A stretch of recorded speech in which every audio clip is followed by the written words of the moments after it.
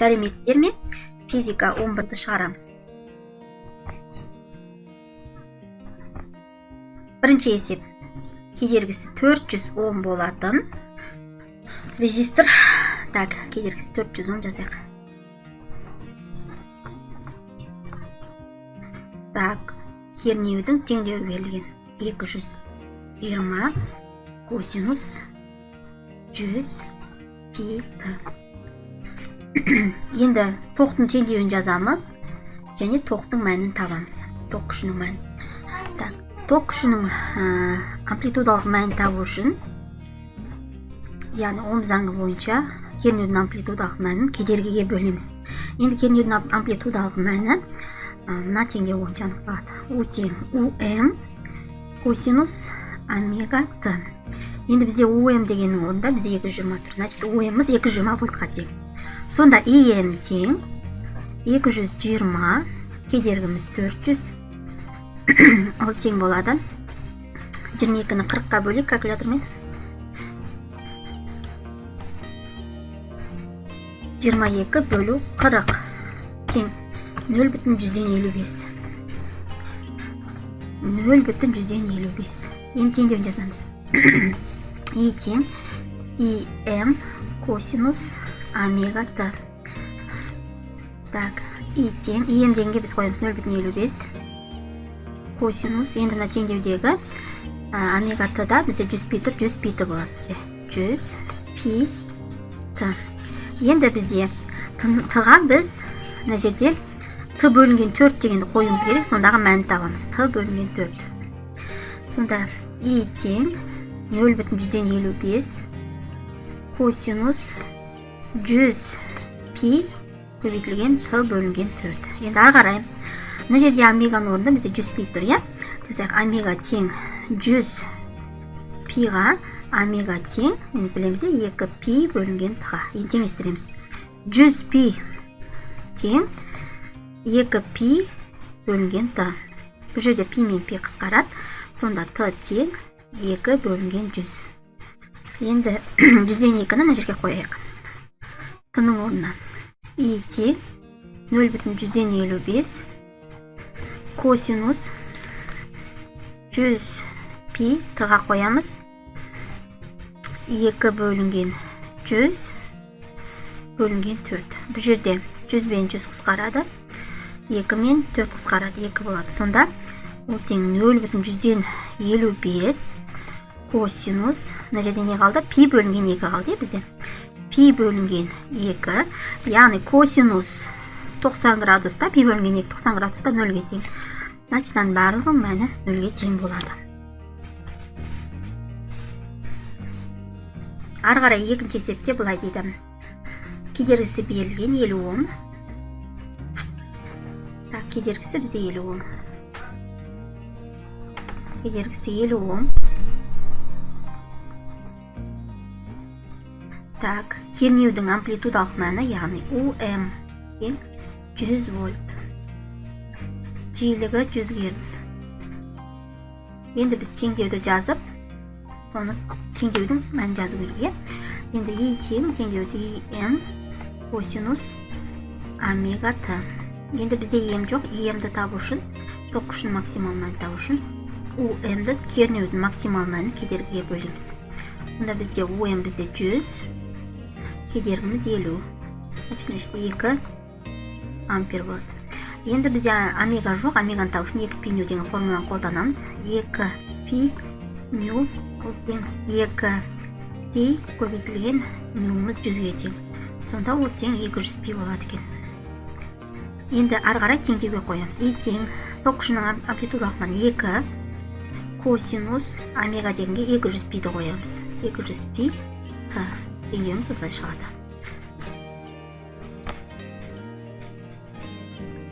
Келесі есеп. Ток күшінің әсерлік мәні берілген. Так. Ток күшінің әсерлік мәні И ә деп белгілейміз, 0,1 ампер. Яғни осы уақыт аралығындағы ток күшінің лездік мәнін табамыз. 3Т бөлінген 2. Яғни лездік мәнін кішкентай И деген әріппен белгілейміз. Так, енді ток күшінің лездік мәнін табу үшін ток күшінің максимал мәнін косинус омега тға көбейтуіміз керек.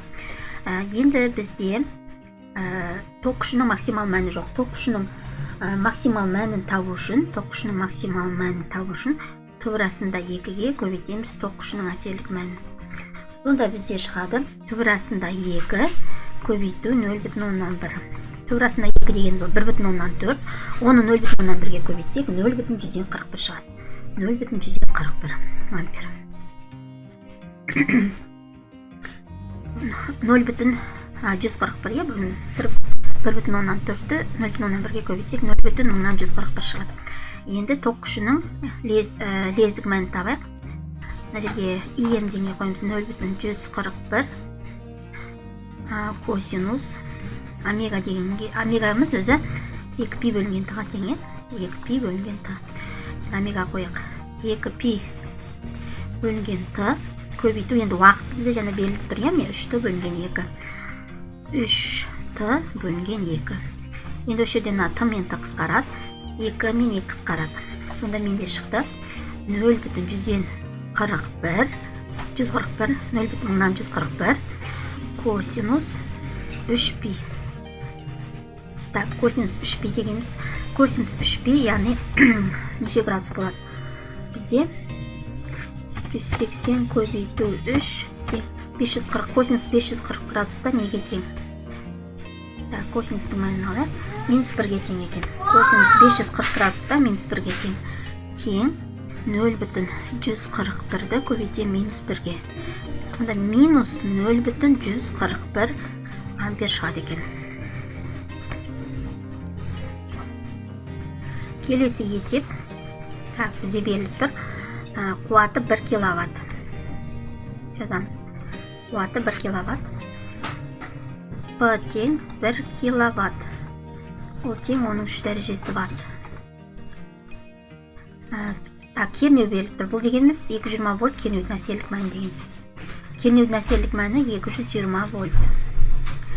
Құралдан өтетін ток күшінің әсерлік мәнін табамыз. И әсерлік мәнін табамыз. Одан кейін ток күшінің амплитудалық мәнін табамыз. ИМ-ді табамыз. Енді біз қуаттың формуласын білеміз. П тең У әсерлік мәні, И әсерлік мәні. Енді осы жерден И әсерлік мәнін табу үшін П-ны бөлеміз У әсерлік мәніне. Так, П-мыз бізде 10-ның 3 дәрежесі, значит, 1000 деген сөз, оны бөлем 220-ға. Тең есептеп жүрек. 1000-ды бөлем 220-ға.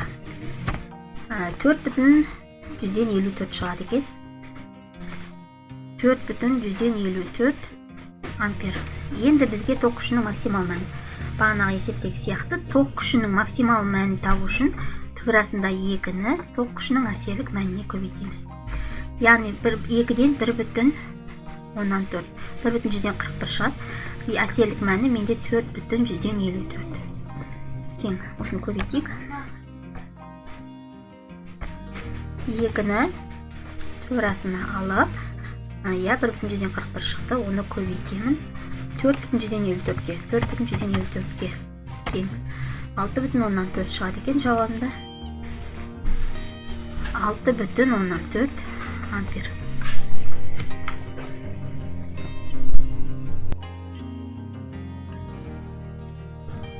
Так, енді бізде келесі есеп. Тізбектегі ток күшінің теңдеуі беріліп тұр екен бізде. Енді осы теңдеу арқылы ток күшінің әсерлік мәнін бастапқы тербеліс фазасы мен жиілігін анықтауымыз қажет. Так, теңдеу жазып қояйық. И тең 8,5 синус 628-ті плюс 0,325. Енді осыған теңдеу жазайық. И тең м синус омега-т плюс фи0. Енді теңдеу бойынша бізде тербелістің бастапқы фазасы фи0 деп аталады. Фи0-ымыз бізде 0,325-ге тең екен. Бастапқы фазасын таптық. Ток күшінің максимал мәні бізде 8,5 амперге тең. Яғни ток күшінің максимал мәні белгілі болса, оның әсерлік мәнін табу үшін ток күшінің әсерлік мәнін табу үшін ток күшінің максимал мәнін түп арасында 2-ге бөлеміз.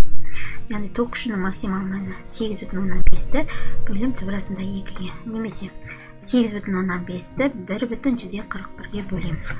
Есептейік. 8,5-ті бөлем 1,41-141-ге ең 6 шығады екен, жоқтап 6,3 деп аламыз, 6,3 ампер шығады. Так, енді біз жиілігін табамыз.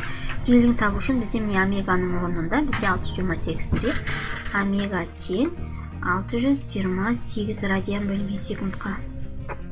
Сонда омега тең 2π нью. Енді осы жерден ньюді табу үшін омеганы бөлеміз 2π-ға. Так, 628-ді бөлеміз 3,114-ге көбейтсек 6,128 шығады. Бөлетін болсақ 100 шығады екен. 100 Гц.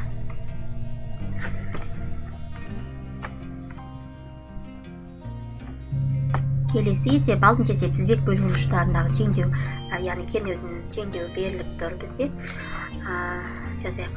У тең ОМ синус омега Т плюс π бөлінген 6. Яғни осы, Т тең болады Т бөлінген 12 уақыт мезетіндегі кернеудің лездік мәні беріліп тұр екен 10 вольт. Енді біз табуымыз керек кернеудің әсерлік мәні. Кернеудің әсерлік мәнін табу үшін кернеудің әсерлік мәні тең кернеудің максимал мәнін түп арасында 2-ге бөлеміз. Енді кернеудің максимал мәнін табу үшін мына теңдеу арқылы табамыз.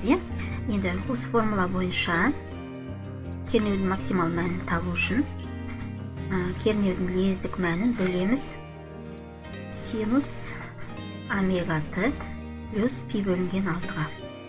Енді бізде есеп шарты бойынша мына Т-ның мәні үлкен Т бөлінген 12-ге тең. Сонда ары қарай ОМ тең О бөлінген синус омеганың өзі 2π бөлінген Т-ға тең.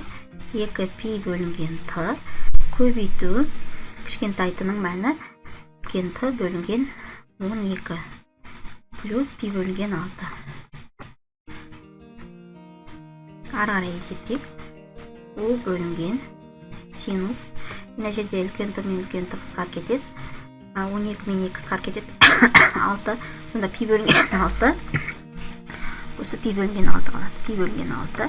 Қосылған π бөлінген 6. Ары қарай тең. О бөлінген синус π бөлінген 6-ға π бөлінген 6-ны қосатын болсақ,